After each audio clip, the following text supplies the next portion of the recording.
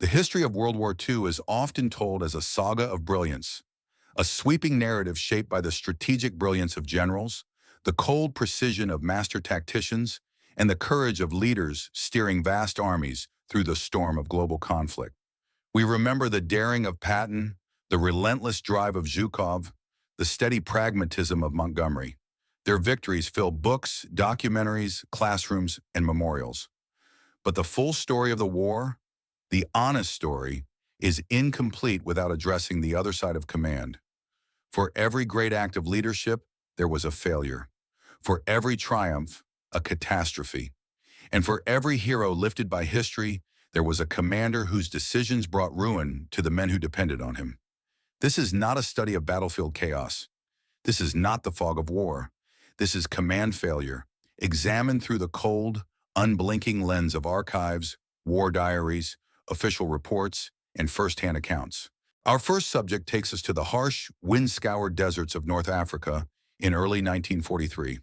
The American army, fresh to the North African theater, was struggling to adapt to German and Italian forces, hardened by years of desert warfare. And in the middle of this was one man, Lieutenant General Lloyd Fredendall, commander of the U.S. Second Corps. Fredendall's leadership style was so dysfunctional, so detached from reality, that it became legendary for all the wrong reasons. He commanded from a bunker, not just any bunker, but one built 70 miles behind the front lines, so heavily reinforced and so isolated that subordinates joked it was less a command post and more a private fortress. Officers who visited described it as chaotic, poorly organized, and shockingly unprofessional. One noted in his diary that Fredendall's headquarters was, quote, an embarrassment to the entire army. From this isolated bunker, he issued orders that were vague, confusing, and frequently contradictory. His maps lacked clarity. His directions were often nonsensical. He distrusted his subordinates and had little communication with the men actually fighting on the ground. The consequences of this failure of leadership revealed themselves at the Battle of Kasserine Pass. Fredendall's poor deployments, spread out, unsupported, and arranged in a way that made mutual defense impossible, created a perfect opening for the German Afrika Korps. The result was the worst U.S. defeat of the early war. Over 6,000 American soldiers were killed, wounded, or captured in a chaotic retreat. The archival evidence is brutal. War diaries from units under Fredendall's command paint the picture of a leader overcome by panic, issuing frantic and conflicting orders as his lines collapsed. Reports describe a command structure unable to adapt, unable to respond, and ultimately unable to lead. General Eisenhower later wrote that he had lost all confidence in Fredendall, and so quietly and without ceremony, Fredendall was relieved of command. His replacement was George S. Patton, and the transformation was immediate. Same troops, same terrain, same enemy, but now under a commander who actually understood leadership. The archives show an instant restoration of order, discipline, and aggression. And with that, the U.S. Second Corps began to rebuild from the humiliation of Kasserine Pass. From the deserts of North Africa, we move across the globe to the blue waters of the Pacific and to one of the most controversial figures of World War II, General Douglas MacArthur. MacArthur is remembered as a hero, a liberator, a man who returned to the Philippines as he famously declared he would. Yet the archival record reveals a darker truth, one where arrogance and denial led directly to some of the most devastating early war losses for American forces. In late 1941, Washington sent multiple explicit warnings to MacArthur. A Japanese attack was imminent. Pearl Harbor, Hawaii, and the Philippines were all at risk. And yet, nothing was done. MacArthur left his Air Force, B-17 Flying Fortresses and P-40 Warhawks, lined neatly wingtip to wingtip at Clark Field. No dispersal, no defensive preparation, no alert scramble. On December 8th, mere hours after the attack on Pearl Harbor, Japanese bombers struck. MacArthur's entire Air Force was destroyed on the ground, a catastrophe detailed in his own official reports filed after the fact. These were planes that might have slowed or disrupted the Japanese invasion. Instead, they were annihilated before they fired a shot. This was not a failure of intelligence. It was a failure of command. But the consequences were only beginning. As Japanese forces advanced across Luzon and U.S. and Filipino forces retreated toward the Bataan Peninsula, MacArthur's failure to stockpile food, medicine, and supplies became painfully clear. Despite war plans that explicitly required a year's worth of provisions at Bataan, the actual stockpile contained only a fraction of that. War diaries and later investigative reports show the horrific impact: starvation, disease, dehydration, not inflicted by the enemy, but by negligence.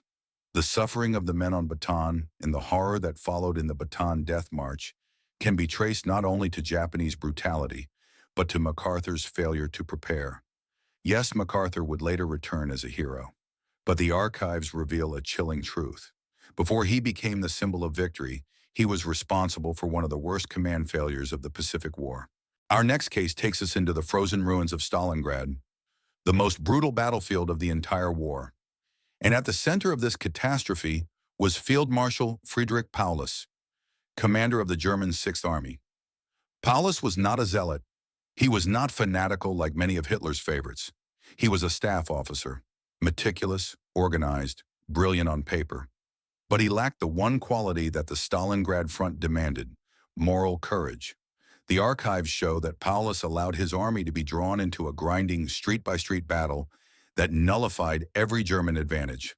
Tanks were useless. Air support was limited. Supply lines stretched to the breaking point. Worse still, Paulus failed to secure his northern flank, leaving it in the hands of poorly equipped Romanian and Italian divisions that could not stop a major Soviet assault. The warnings were everywhere. Intelligence officers reported massive Soviet troop buildups. Recon units identified the movement of armored formations. Radio intercepts suggested an offensive was imminent. All of this is documented in the war diaries of the Sixth Army. The entries show the growing fear, the growing certainty of a trap, and the growing desperation as winter arrived and Soviet forces prepared their counterstrike. Operation Uranus, the Soviet encirclement, closed around Stalingrad in November 1942. Paulus had options. The archives show detailed plans for breakout attempts. His generals pleaded with him. His staff urged him to disobey Hitler's "stand fast" order. But Paulus could not bring himself to defy the Führer. This was his fatal flaw: obedience. He watched as his army of 250,000 men slowly starved, froze, and bled to death. He watched as their ammunition ran out, their horses were slaughtered for food, and their hospitals turned into charnel houses.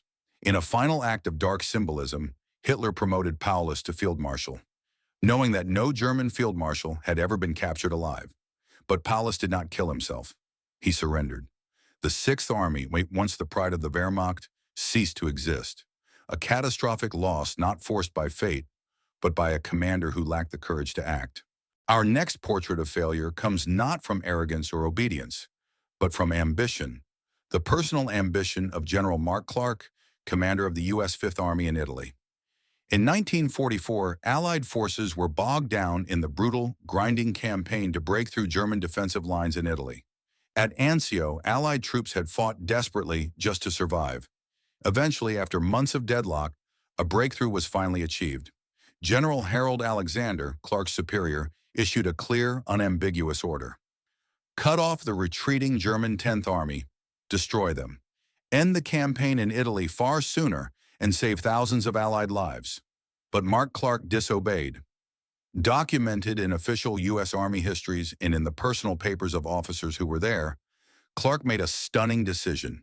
He turned his forces away from the German escape route and marched instead toward Rome, not for strategic purposes, but for glory. Rome, the eternal city, had been declared an open city by the Germans. It held no military value at that moment, yet Clark wanted the prestige of capturing it. He wanted the headlines, and he wanted the historical place that came with being the liberator of Rome. Because of this decision, the German 10th Army escaped intact. They retreated north, reinforced, and established new defensive lines. This forced the Allies into months more of brutal mountain warfare. Thousands more soldiers died in battles that could have been avoided, and all because one general chose personal glory over strategic necessity. Our final subject returns us to the Eastern Front, to the vast open plains of Ukraine in May 1942, and to Marshal Semyon Timoshenko. Timoshenko was an experienced commander, highly respected within the Red Army. But experience is not immunity to failure. Despite clear orders from the Soviet High Command to adopt a defensive posture, Timoshenko planned and launched a massive offensive near the city of Kharkov. He believed he could seize the initiative. He believed the Germans were weakened. He believed the time was right. But belief is not strategy. Soviet scouts, reconnaissance units, and intelligence officers sent repeated warnings. Declassified documents decades later confirmed stunning detail. They identified the location, strength, and movement of German armored divisions poised to counterattack. But Timoshenko dismissed these warnings as pessimism, misinterpretation, or even cowardice. When the German pincer movement began, the Soviet offensive collapsed almost instantly. Yet for 3 critical days, Timoshenko refused to authorize a retreat.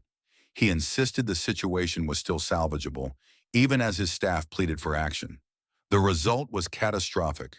Over 240,000 Soviet soldiers were killed or captured, one of the largest encirclements of the entire war. This single failure opened the path for the German summer offensive that pushed deep into southern Russia, eventually leading to the Battle of Stalingrad itself. A disaster born not of enemy genius, but of a commander's refusal to accept the truth. 5 commanders, 3 armies, 5 different personalities, 5 different forms of failure. Fredendall failed through incompetence and distance. MacArthur failed through arrogance and denial. Paulus failed through obedience and inflexibility.